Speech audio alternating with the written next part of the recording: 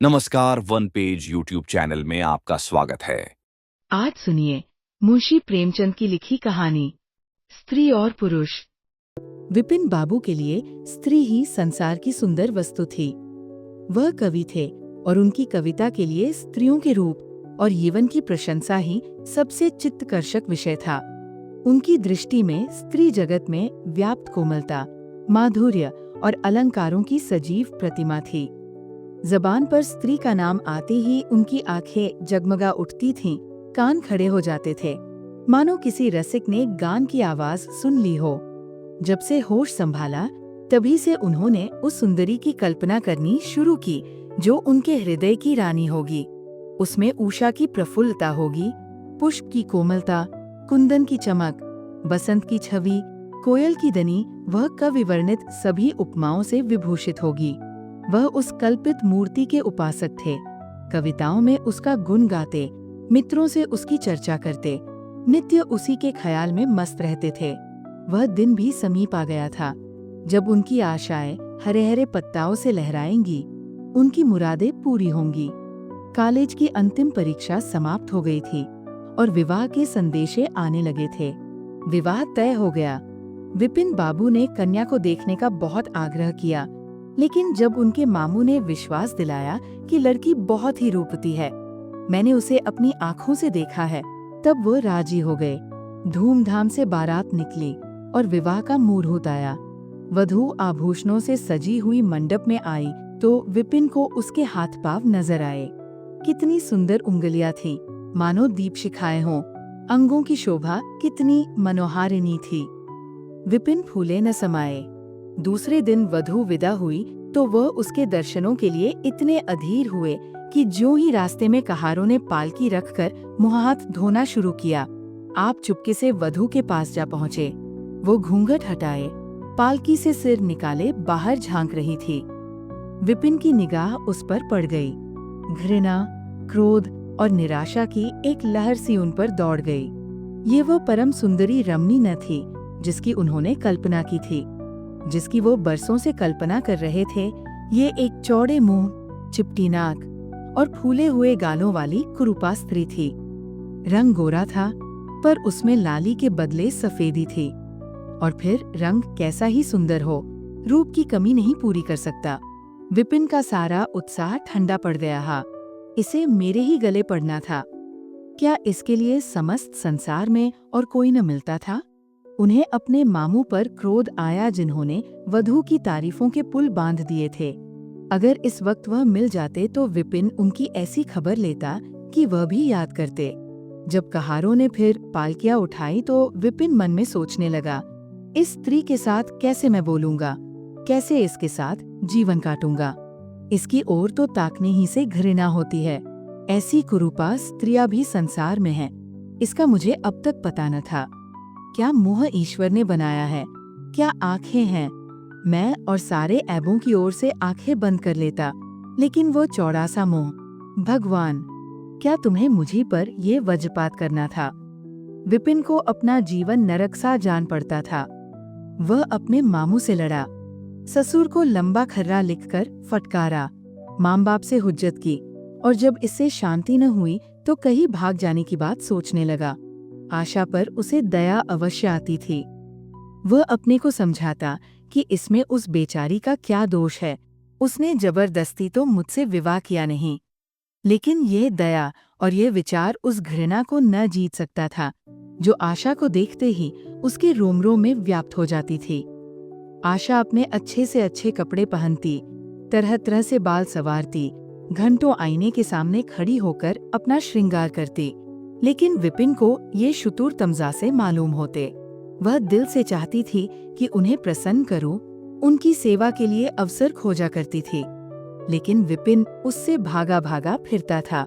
अगर कभी भेंट हो भी जाती तो कुछ ऐसी जलिकती बातें करने लगता कि आशा रोती हुई वहां से चली जाती। सबसे बुरी बात ये थी कि उसका चरित्र भ्रष्ट होने लगा। वह ये भूल जाने की चेष्टा करने लगा कि मेरा विवाह हो गया है। कई कई दिनों तक आशा को उसके दर्शन भी न होते। वह उसके कह कहे की आवाजें बाहर से आती हुई सुनती, झरोखे से देखती कि वह दोस्तों के गले में हाथ डाले सैर करने जा रहे हैं और तड़प कर रह जाते।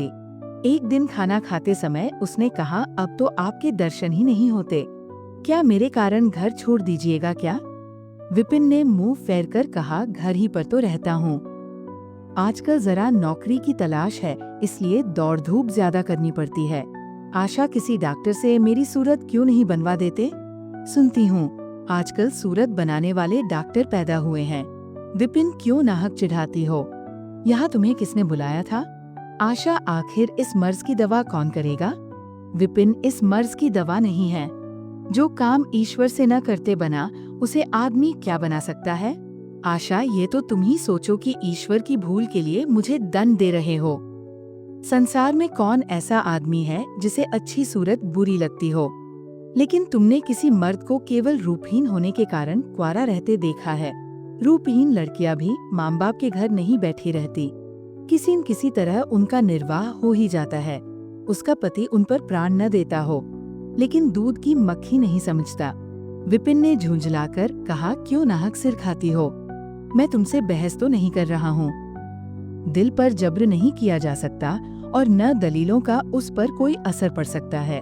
मैं तुम्हें कुछ कहता तो नहीं हूँ, फिर तुम क्यों मुझसे हुज्जत करती हो? आशा ये झिड़की सुनकर चली गई। उसे मालूम हो गया कि इन्होंने मेरी ओर से सदा के लिए हृदय कठोर कर लिया है। विपिन तो रोज सैर सपाटे करते, कभी कभी रात गायब रहते। इधर आशा चिंता और नैराश्य से घुलते घुलते बीमार पड़ गई। लेकिन विपिन भूलकर भी उसे देखने न आता, सेवा करना तो दूर रहा। इतना ही नहीं, वह दिल में मनाता था कि वह मर जाती तो गला छूटता, अब की खूब देखभाल कर अपनी पसंद का विवाह करता। अब वो और भी खुल खेला। पहले आशा से कुछ दबता था, कम से कम उसे ये धड़का लगा रहता था कि कोई मेरी चाल ढाल पर निगाह रखने वाला भी है। अब वो धड़का छूट गया। कुवासनाओं में ऐसा लिप्त हो गया कि मर्दाने कमरे में ही जमघट होने लगे। लेकिन विषय भोग में धन ही का सर्वनाश नहीं होता, इससे कहीं अधिक बुद्धि और बल का सर्वनाश होता है। विपिन का चेहरा पीला पड़ने लगा, देह भी क्षीण होने लगी, पसलियों की हड्डियां निकल आई, आँखों के इर्द गिर्द गढ़े पड़ गए। अब वो पहले से कहीं ज्यादा शौक करता, नित्य तेल लगाता, बाल बनवाता, कपड़े बदलता, किंतु मुख पर कांति न थी। रंग रोगन से क्या हो सकता? एक दिन आशा बरामदे में चारपाई पर लेटी हुई थी। इधर हफ्तों से उसने विपिन को न देखा था। उन्हें देखने की इच्छा हुई। उसे भय था कि वह न आएंगे, फिर भी वह मन को न रोक सकी। विपिन को बुला भेजा। विपिन को भी उस पर कुछ दया आ गई। आकर सामने खड़े हो गए। आशा ने उनके मुंह की ओर देखा तो चौंक पड़ी। वह इतने दुर्बल हो गए थे कि पहचानना मुश्किल था। बोली, क्या तुम भी बीमार हो क्या?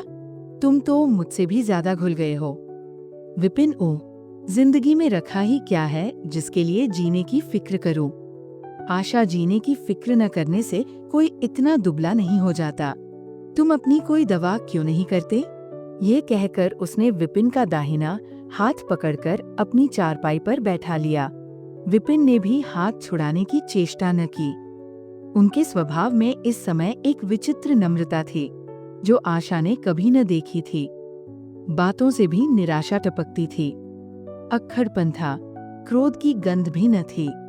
आशा को ऐसा मालूम हुआ कि उनकी आंखों में आंसू भरे हुए हैं। विपिन चारपाई पर बैठते हुए बोले, मेरी दवा अब मौत करेगी। मैं तुम्हें जलाने के लिए नहीं कहता, ईश्वर जानता है मैं तुम्हें चोट नहीं पहुंचाना चाहता। मैं अब ज्यादा दिनों तक न जीऊंगा। मुझे किसी भयंकर रोग के लक्षण दिखाई दे रहे हैं। डॉक्टरों ने भी यही कहा है। मुझे इसका खेद है कि मेरे हाथों तुम्हें कष्ट पहुंचा पर क्षमा करना। कभी कभी बैठे बैठे मेरा दिल डूब जाता है, मूर्छा सी आ जाती है। ये कहते कहते एकाएक वह कांप उठे। सारी देह में सनसनीसी दौड़ गई।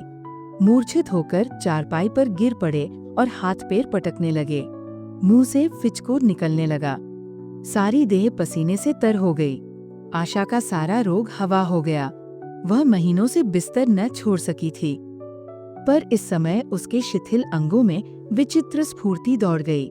उसने तेजी से उठकर विपिन को अच्छी तरह लेटा दिया और उनके मुख पर पानी के छींटे देने लगी। महरी भी दौड़ी आई और पंखा झलने लगी। बाहर खबर हुई। मित्रों ने दौड़कर डॉक्टर को बुलाया। बहुत यत्न करने पर भी विपिन ने आंखें न खोली। संध्या होते होते उनका मुंह टेढ़ा हो गया और बायां अंग शून्य पड़ गया। हिलना तो दूर रहा, मुंह से बात निकालना भी मुश्किल हो गया। ये मूर्छा न थी, सालिज था। 5 सालिज के भयंकर रोग में रोगी की सेवा करना आसान काम नहीं। उस पर आशा महीनों से बीमार थी, लेकिन इस रोग के सामने वह अपना रोग भूल गई। 15 दिनों तक विपिन की हालत बहुत नाजुक रही। आशा दिन के दिन और रात की रात उनके पास बैठी रहती। उनके लिए पथ्य बनाना, उन्हें गोद में संभाल कर दवा पिलाना, उनके जराजरा से इशारे को समझना उसी जैसी धैर्यशीला स्त्री का काम था। अपना सिर दर्द से फटा करता, ज्वर से देह तपा करती, पर इसकी उसे जरा भी परवाह न थी। 15 दिनों के बाद विपिन की हालत कुछ संभली। उनका दाहिना पैर तो लूंज पड़ गया था, पर तोतली भाषा में कुछ बोलने लगे थे। सबसे बुरी गत उनके सुंदर मुख की हुई थी।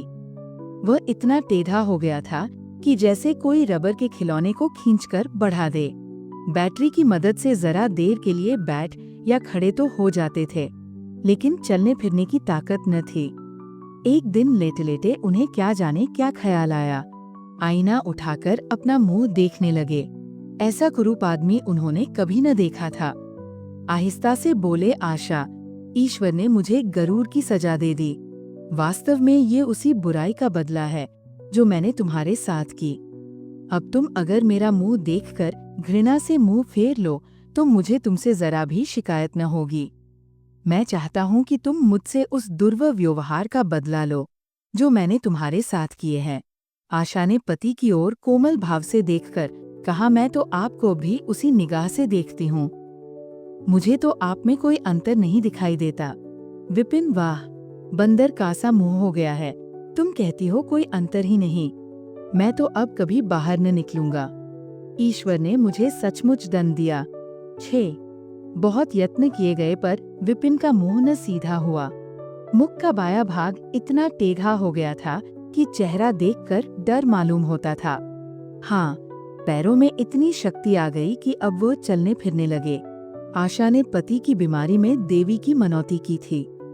आज उसी पूजा का उत्सव था। मोहल्ले की स्त्रियां बनाव सिंगार किए जमा थीं। गाना अब जाना हो रहा था। एक सहेली ने पूछा, क्यों आशा, अब तो तुम्हें उनका मुंह जरा भी अच्छा न लगता होगा। आशा ने गंभीर होकर कहा, मुझे तो पहले से कहीं अच्छा मालूम होता है। चलो, बातें बनाती हो। नहीं बहन, सच कहती हूँ, रूप के बदले मुझे उनकी आत्मा मिल गई जो रूप से कहीं बढ़कर है। विपिन कमरे में बैठे हुए थे। कई मित्र जमा थे। ताश हो रहा था। कमरे में एक खिड़की थी जो आंगन में खुलती थी। इस वक्त वो बंद थी। एक मित्र ने चुपके से उसे खोल दिया और शीशे से झांककर विपिन से कहा, आज तो तुम्हारे यहाँ परियों का अच्छा जमघट है। विपिन, बंद कर दो। अजी, जरा देखो तो कैसी कैसी सूरतें हैं। तुम्हें इन सबों में कौन सबसे अच्छी मालूम होती है? विपिन ने उड़ती हुई नजरों से देख कहा, मुझे तो वही सबसे अच्छी मालूम होती है जो थाल में फूल रख रही है। वाह री आपकी निगाह! क्या सूरत के साथ तुम्हारी निगाह भी बिगड़ गई? मुझे तो वह सबसे बदसूरत मालूम होती है, इसलिए कि तुम उसकी सूरत देखते हो और मैं उसकी आत्मा देखता हूँ। अच्छा, यही मिसेस विपिन है?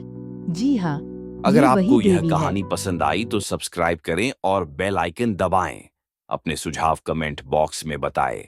अगली कहानी तक शब्दों की दुनिया में डूबे रहे। धन्यवाद।